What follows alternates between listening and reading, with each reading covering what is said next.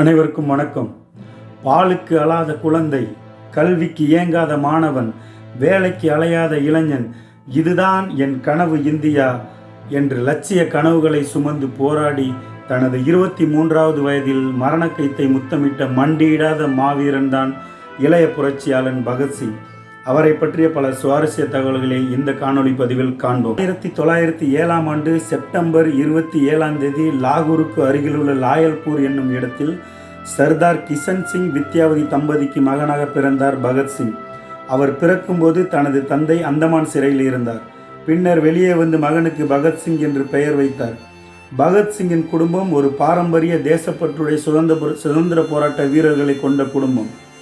அந்த இடத்தில் கல்சா என்று ஒரு பள்ளிக்கூடம் இருந்தது. ஆனால் அந்த பள்ளிக்கூட நிர்வாகம் வெள்ளைக்காரர்களுக்கு துணை போனதால் அவரது தாத்தா அவரை தயானந்த் ஆங்கிலோ வேதிக் பள்ளியில் சேர்த்து கல்வி கற்க வைத்தார். 1919ஆம் ஆண்டு சிட்னி ரவுலத் என்பவரின் தலைமையில் இந்தியாவில் ஒரு சட்டம் கொண்டு வரப்படுகிறது. அதுதான் ரவுலத் சட்டம். அந்த சட்டத்தின்படி எந்த ஒரு இந்திய குடிமகனையும் பிடிவாரண்டின்றி கைது செய்யலாம், விசாரணையின்றி சிறைப்படுத்தலாம், பொதுக்கூட்டங்கள் பங்கேற்க தடை விதிக்கலாம் என்று அந்த சட்டத்தில் உள்ளடக்கியிருந்தார்கள். அதை எதிர்த்து இந்தியா முழுக்க பேரணிகளும் போராட்டங்களும் நடத்தப்பட்டன. அதன் தொடர்ச்சியாக தான் 1919 ஏப்ரல் 13ஆம் தேதி பஞ்சாப் அமிர்தசரஸ் நகரில் ஜாலியன் வாலாபாக் என்ற இடத்தில் பல்லாயிரக்கணக்கானோர் திரண்டனர். அந்த இடம் உயர்ந்த மதில்களால் சூழப்பட்டு இருந்தது. இந்நிலையில் அங்கு வந்த ரெஜினால்ட் டயர் என்பவன் தலைமையில் வந்த வெள்ளைக்கார இராணுவ படை எந்த ஒரு முன் அறிவிப்பும் இன்றி துப்பாக்கிச் சூடு நடத்தினார்கள். கிட்டத்தட்ட 10 நிமிடங்கள் நடத்தப்பட்ட துப்பாக்கிச் சூட்டில் 1650 ரவுண்டுகள் சுடப்பட்டதாகவும் கிட்டத்தட்ட 379 பேர் மரணமடைந்ததாகவும் வெள்ளைக்கார அரசு கூறியது. ஆனால் இந்திய அரசு ஆவணப்படி 1000க்கும் மேற்பட்டோர் உயிரிழந்ததாகவும் உயிருக்கு துப்பாக்கிச் சூட்டிற்கு பயந்து கிணத்தில் குதித்து 120 பேர் உயிரிழந்ததாகவும் 2000க்கும் மேற்பட்டோர் படுகாயமடைந்ததாக இந்திய அரசு தரப்பில் கூறப்பட்டது. அப்பொழுது சிறுவனாக இருந்த பகத்சிங் உடனடியாக அந்த இடத்துக்கு சென்று அந்த இரத்த கரை படிந்த மண்ணை தனது நெத்தியில் அள்ளி பூசிக்கொண்டு ஒரு கண்ணாடி குடுவையில் அந்த மண்ணை எடுத்துக்கொண்டு தனது வீட்டுக்கு சென்றான். அங்கு சென்று அவரது தங்கையிடம் கொடுத்து அதை வழிபடும்படியும் அவரும் அதை வழிபட்டார். ஆரம்ப காலகட்டத்தில் பகத்சிங், ராம் பிரசாத் பிஸ்மில், சந்திரசேகர் ஆசாத் இவர்களால் உருவாக்கப்பட்ட ஹிந்துஸ்தான் ரிபப்ளிக் ஆர்மி என்ற இயக்கத்தில் சேர்ந்துதான் செயல்களை செய்து கொண்டிருந்தார். பின்னாளில் அந்த அமைப்பு தான் 1925 ஆகஸ்ட் 8ஆம் தேதி லக்னோ அருகிலுள்ள காகோரி ரயில் கொள்ளையில் ஈடுபட்டது. சந்திரசேகர் ஆசாத் தலைமையில் சென்ற 10 பேர் கொண்ட குழு அந்த ரயில் கொள்ளையை வெற்றிகரமாக செய்து முடித்தது. பின்னர் பகத்சிங்கின் செல்வாக்கு அதிகரிக்க பகத்சிங் மற்ற மாநிலங்களில் உள்ள இந்த புரட்சிகர குழுக்களை ஒன்றிணைக்கும் வேலையில் ஈடுபட்டார். நேரடியாக சென்று அந்த குழுக்களுக்கு அழைப்பு விடுத்தார். அதன் விளைவாக தான் டெல்லி ஃபெரோசா கோட்லா மைதானத்தில் 2 நாள் இந்த குழு தலைவர்கள் எல்லாம் பேசி ஒரு முடிவெடுத்து அதன் பின்னர் உருவாக்கப்பட்ட இயக்கம்தான் HSRA, Hindustan socialist Republican association, இந்திய சோசியலிஸ்ட் குடியரசுக் கழகம் என்ற ஒரு அமைப்பை இவர்கள் உருவாக்கினார்கள். இந்த அமைப்பு பண தேவைக்காக பஞ்சாப் பேங்கில் கொள்ளையடிக்க முயன்ற போது பேங்க் வாசல் வரை சென்று விட்டார்கள். எதிர்பாராத விதமாக கார் பழுதடைந்ததால் அந்த முயற்சி கைவிடப்பட்டது. அந்த சமயத்தில்தான் சைமன் குழு இந்தியா வந்தது. இந்தியாவிற்கு நல்ல திட்டங்களை செய்ய வேண்டும் என்று அமைக்கப்பட்ட சைமன் குழுவில் ஒரு இந்தியர் கூட உறுப்பினராக இல்லாத காரணத்தால் அந்த குழுவை சைமன் குழு கோபேக் என்று சைமன் குழு வெளியேற வேண்டும் என்று நாடெங்கும் காந்தி தலைமையில் காங்கிரஸ் கட்சியினர் போராட்டத்தை முன்னெடுத்தனர். அந்த போராட்டத்தின் ஒரு பகுதியாக 1928 அக்டோபர் 30ஆம் தேதி பஞ்சாப் சிங்கம் லாலா லஜபதி ராய் தலைமையில் ஒரு மிகப்பெரிய போராட்டம் லாகூர் நகரில் நடத்தப்பட்டது. அந்த போராட்டத்தில் சூப்பரிண்டென்ட் ஆஃப் போலீஸ் ஸ்காட் என்பவனும் அசிஸ்டன்ட் சூப்பரிண்டென்ட் சாண்டர்ஸ் என்பவனும் உள்ளே புகுந்து லாலா லஜபதி ராயை கொடூரமான முறையில் தடியடி நடத்தினர். பின்னர் 17 நாள் கழித்து லாலா லஜபதி ராய் மரணமடைந்தார். லாலா லஜபதி ராய் மரணமடைந்தது நவம்பர் 17. ஆனால் ஸ்காட் உயிருக்கு தேதி குறித்தது டிசம்பர் 17. பகத்சிங்கும் அவர் தோழர்களும் சேர்ந்து ஸ்காட்டை கொலை செய்வதாக முடிவு செய்தார்கள். குறிப்பிட்ட அந்த நாளில் ஸ்காட் விடுமுறை எடுத்துவிட ஜெயகோபாலன் தவறுதலாக துப்பு கொடுக்க சாண்டர்ஸ் வெளியே வந்தவனை சாண்டர்ஸை அவர்கள் கொலை செய்கிறார்கள். கொலை செய்துவிட்டு DAV காலேஜ் வழியாக தப்பி ஓடுகிறார்கள். அந்த சமயத்தில் சனன் சிங் என்ற கான்ஸ்டபிள் இவர்களை துரத்தி வர சந்திரசேகர ஆசாத் அவரை சுடுகிறார். பின்னர் அங்கிருந்து தப்பிக்க துர்காதேவி என்ற புரட்சிகர பெண்மணியின் உதவியுடன் லாகூரில் இருந்து கல்கத்தா செல்கிறார்கள். கல்கத்தா செல்லும் வழியில் ராஜகுரு லக்னோவில் இறங்கிவிடுகிறார். அதற்கு மறுநாள் லாகூர் முழுவதும் நோட்டீஸ் ஒட்டப்பட்டது. புரட்சி பலிபீடத்தில் ரத்தம் சிந்துவது தவிர்க்க முடியாதது. மனித உயிர்களை கொல்லுவது எங்கள் நோக்கமல்ல, ஆனால் இந்த மனிதர்கள் கொடுங்கோன்மையின் ஒரு அங்கமாக இருந்தார்கள் என்று நோட்டீஸ் ஒட்டப்பட்டது. தொடர்ந்து 1929 ஏப்ரல் 8 நாடாளுமன்றத்தில் குண்டு வீசுவதாக முடிவெடுக்கப்பட்டு நாடாளுமன்றம் பார்வையாளர் மாடத்தில் அமர்ந்திருந்தனர்.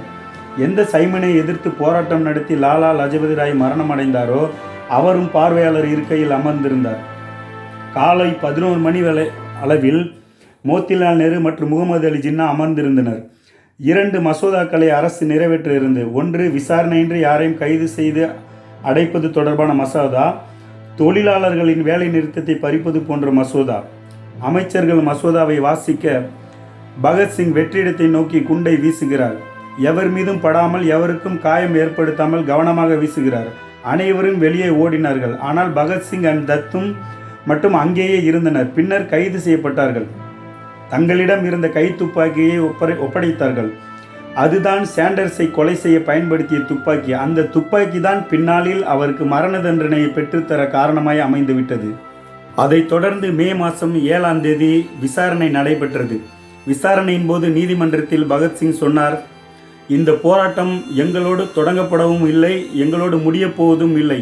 மனிதனை மனிதன் சுரண்டும் வரை எங்கள் போராட்டம் தொடரும் என்று சூளுரைத்தார். பின்னர் ஜூன் 12 பகத்சிங்கிற்கும் அவர் தோழர்களுக்கும் ஆயுள் தண்டனை என தீர்ப்பு வழங்கப்பட்டது. அதையடுத்து அவர் லாகூர் சிறைக்கு மாற்றப்பட்டார். அங்குதான் 21 ஆண்டுகள் காத்திருந்து மைக்கேல் ஓ டயரை கொலை செய்த உத்தம் சிங்கை சந்திக்கிறார். குண்டு வீசிய வழக்கில் கைது செய்யப்பட்ட பகத்சிங்கிற்கும் அவரது தோழர்களான ராஜகுரு சுகதேவ் அவர்களுக்கும் சாண்டர்சன் கொலை வழக்கோடு சேர்த்து மரண தண்டனை விதிக்கப்பட்டது. வைஸ்ராய் இர்வினுக்கும் மகாத்மா காந்திக்கும் இடையே பேச்சுவார்த்தை நடத்தப்பட்டது. இறுதியில் காந்தி சொன்னார், உங்கள் சட்டத்துக்கு உட்பட்டு என்ன செய்ய வேண்டுமோ செய்யுங்கள் என்றார். தூக்கிலிடப்பட வேண்டிய நாள் குறிக்கப்பட்டது. 1931 மார்ச் 24 தூக்கிலிடப்பட வேண்டிய தேதி. ஆனால் 2 நாள்களுக்கு முன்பாக பகத்சிங் அவர்கள் ஆளுநருக்கு ஒரு கடிதம் எழுதினார். நான் அரசியல் கைதி அல்ல, நான் புரட்சிக்காரன், ஆகையால் என்னை தூக்கிலிடாதீர்கள், என்னை சுட்டுக் கொள்ள வேண்டும் என்று கடிதம் எழுதினார். ஆனால் கடிதம் நிராகரிக்கப்பட்டது. தூக்கிலிடுவதற்கு ஒரு நாள் முன்பு வழக்கறிஞர் பிரேம்நாத் மேத்தா அவர்கள் பகத்சிங்கை சந்திக்கிறார். அவரிடம் பகத்சிங் கேட்கிறார், லெனினும் அரசின் புரட்சியின் புத்தகம் கொண்டு வர சொன்னேனே, கொண்டு வந்தீர்களா என்று கேட்கிறார். அவர் அதை கொடுக்க அங்கேயே அதை வாசிக்க தொடங்குகிறார். பிரேம்நாத் மேத்தா சொல்கிறார், அநேகமாக நாளை காலை தூக்கிலிடுவார்கள் என்று நினைக்கிறேன். இதை கேட்டுவிட்டு பிறகு பகத்சிங் அவர்கள் சிறைக்கு திரும்புகிறார். சிறை அதிகாரி தூக்கிலிட உள்ள தகவலை பகத்சிங்கிடம் சொல்ல பகத்சிங் கேட்டார், நாளை காலை தானே எங்களுக்கு தூக்கு, இன்னும் 11 மணி நேரம் இருக்கே என்று கேட்க சிறை அதிகாரி சொன்னார், இல்லை உத்தரவு வந்துவிட்டது, இன்றே உங்களை தூக்கிலிடப் போகிறார்கள் என்று சிறை அதிகாரி சொன்னார். அப்படியா, மகிழ்ச்சி, இன்னும் 11 மணி நேரம் அடிமையாக வாழ்வதை விட சீக்கிரம் விடைபெறலாம் என்றார் பகத்சிங். 1931 மார்ச் 23 மாலை 6:30 மணிக்கு குளிக்க வைக்கப்பட்டு எடை சரிபார்க்கப்பட்டது. ஆனால் பகத்சிங்கின் எடை கூடியது. ஒரு அதிகாரி கேட்டார், வழக்கமாக தூக்கு தண்டனை கைதிகளுக்கு எடை குறையுமே, உங்களுக்கு எடை கூடுகிறது, என்ன காரணம் என்று கேட்க பகத்சிங் சொன்னார், நான் என் தாய்நாட்டிற்காக சாகப் போகிறேன் என்ற மகிழ்ச்சியில் எனது எடை கூடுகிறது என்றார். அதன் பின்பு தூக்கு மேடைக்கு அழைத்து செல்லப்பட்டனர். அதிகாரி ஒருவர் கேட்டால், உங்களின் கடைசி ஆசை என்ன என்று கேட்கிறார். மீண்டும் பகத்சிங் சொல்கிறார், shoot me as a rival, don't hang me as a criminal. அதே வார்த்தையை தான் சொல்கிறார், எங்களை சுட்டுக் கொள்ளுங்கள் என்றார்.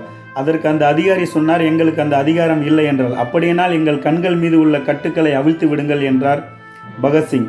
அதிகாரியை அவிழ்ப்பதற்கு உத்தரவிடுகிறார். பகத்சிங் சிரிக்கிறார். அதிகாரி ஏன் சிரிக்கிறாய் என்று கேட்கிறார். அதற்கு பகத்சிங் சொல்கிறார், I think that you are the luckiest person in the world. அப்படியென்றால் நீதான் இந்த உலகத்தில் அதிர்ஷ்டசாலி.